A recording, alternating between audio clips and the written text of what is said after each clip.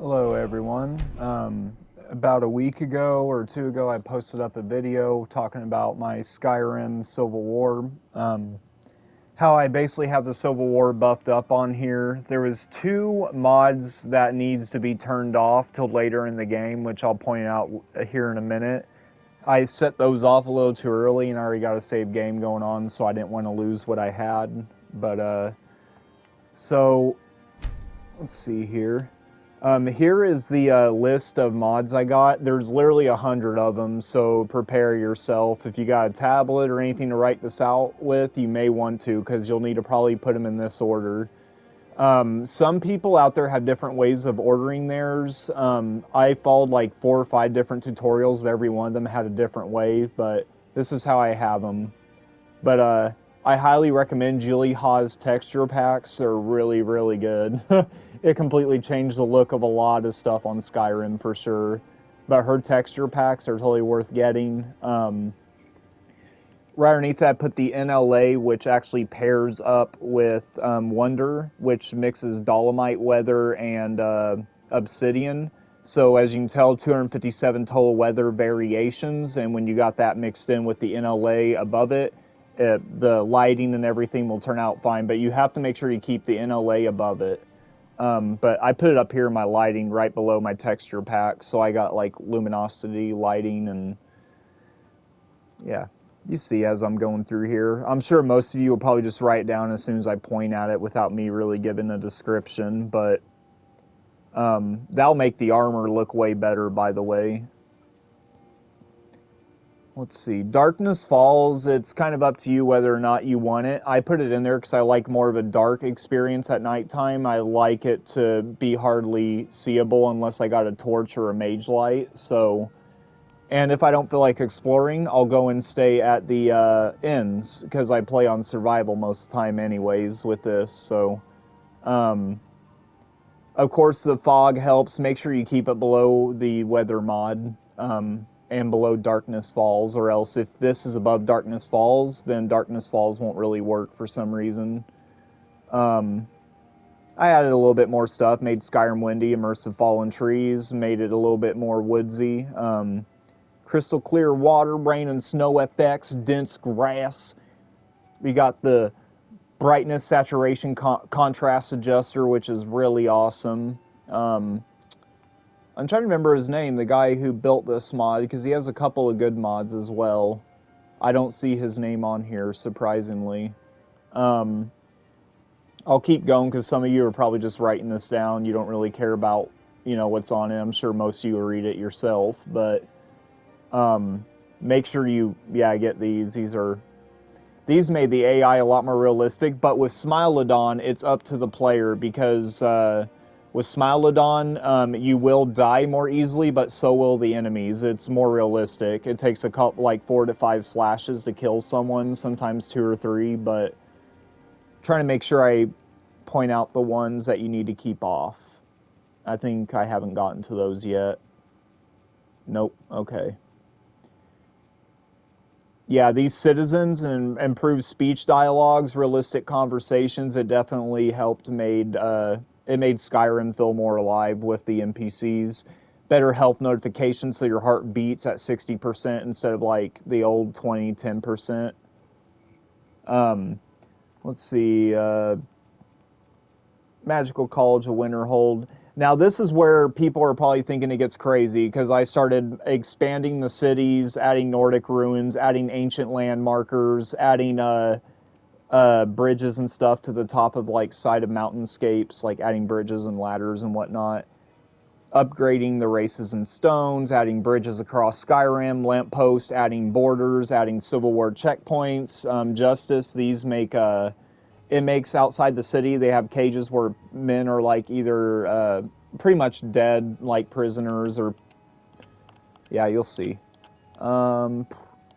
Fortified city exteriors. Now I will admit, fortified cities exteriors and bridges of Skyrim, I think, are kind of colliding, as well as Justice City exteriors. I did go into a place where there was a bridge on top of another bridge, but considering all the stuff that's in the game now, I don't really care. It added a lot more to this. made the roads more interesting, put up hold banners so you know what hold you're leaving and entering, more signs. I play on survival, so all this stuff is helpful for me because I don't like fast travel. By the way, play this on survival if you're going to play it, because fast traveling will ruin a lot of the reasons why I made this, which is so crazy stuff happens out on the road while you're riding. And believe me, stuff is constantly happening on the road now. It's pretty awesome. But make sure you get this in there. Populated Skyrim Civil War SC. That's one of the main drivers of this. I don't know if it's in exactly the right spot yet, but I still have Civil Wars going on, so it should be working. This is awesome, especially play survival. Every inn you go to will have a chest, the enchanting table, which it already had. Well, not really, but... And then the alchemy table. Immersive patrols you want. Do not enable Warzone until you have beat the quest campaign, like till you beat the Civil War campaign. Because as soon as you flick this on, it will make it to where it is the Imperials versus the Thalmor.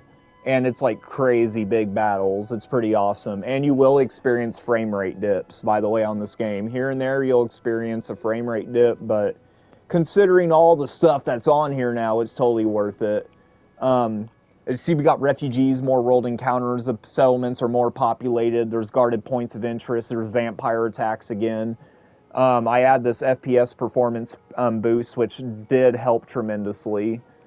For the people that just start this, you will lag in the beginning till you make your character. And once you get your bindings cut, the game runs a lot smoother. More blood and gore, more blood, decapitations, NPC perks, spells, magic utilities, chain shock spells. This magic utilities gives you the ability to use a wand and craft a wand, which I have not done yet because I'm only a level 6. I'm still moving around on the game, testing it out. But, let's see, you can summon dragons, but you have to purchase it, because I don't like cheat chests at all. I absolutely do not like cheat chests, so you have to pay for most of the stuff that is on here. The smithing is completely different now. You can turn gold bars into gold, and you can smith all types of stuff, lock picks, everything's kind of more laid out better in the smithing inventory, gold and silver armor. I have ADD, so I'm forgetting things so I kind of have to re-look at these to kind of give you a better definition, but most of you, like I said, will end up reading this whenever it comes down to it. The gemstone recovery is awesome. I can break apart my rings, necklaces, and get the gem out. That's helpful for whenever you find, like, yeah, whenever you have, like, a lot of rings and stuff, I guess. Blah, blah, blah, blah. Anyways, I thought I turned this off. Yeah, this should have been off, I think. Hold up, I gotta read this for a second. No, that's fine. That isn't the mod I thought it was. Okay. Foreign currency. So now there's 3 currencies. You got the septims, you got the gold, and you got Draugr coins. So there's 3 different currencies in the game. I have up in Whiterun, right next to that wizard inside the big castle, you'll see this little lockbox. Get into that. You'll find these little gems. Pick up 2 of them. Keep the rest in there. Go and drop a gem. You can change your race menu. Well, you can open the race menu at any time in the game and change who you are. And all the way down to the name. So it's super helpful. Animated weapon enchantments, more lore-based loading screens. This faction overhaul did give my character's gray face. Now it's too late for me to turn it off because I've already started the game on it and I don't want to restart, so... But it did add a bunch, it made the factions a lot more realistic, I guess. This is cool. The blink and body language, your NPCs will look around and blink and stuff like that and show different body language whenever you talk to them, so it's super cool. Well, it's kind of like that too, wherever they're walking, but... All merchants have like 10,000 gold, so no more like going from merchant to merchant trying to peddle your goods. They also don't die anymore. Marry almost anyone. I kind of don't believe jewelry should weigh anything, which is kind of, you're probably thinking is stupid, but I made my jewelry weightless. I also sorted my inventory. Added a weather change. You have to pay for them, but once you pay for the spell, you can change the weather into what weather you would like.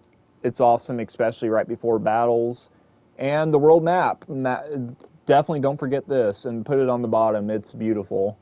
It will make your world map look way more vibrant, as you can tell from the description. But so here is the list of all the mods. As I said, faction overhaul.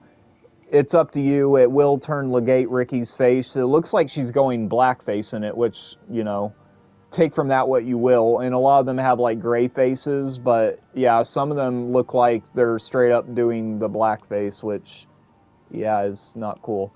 But anyways, as I go up, there is one more. Yeah, that and 1A92. Keep that one off until you beat the Civil War. Till you beat the Civil War campaign, then turn it on, because then the Imperials will stick it to the Thalmor on running them out of Skyrim. So anyways, that's my mod list. I had a request for it, so and I'm kind of late on it. So for the person that requested it, I am sorry for that.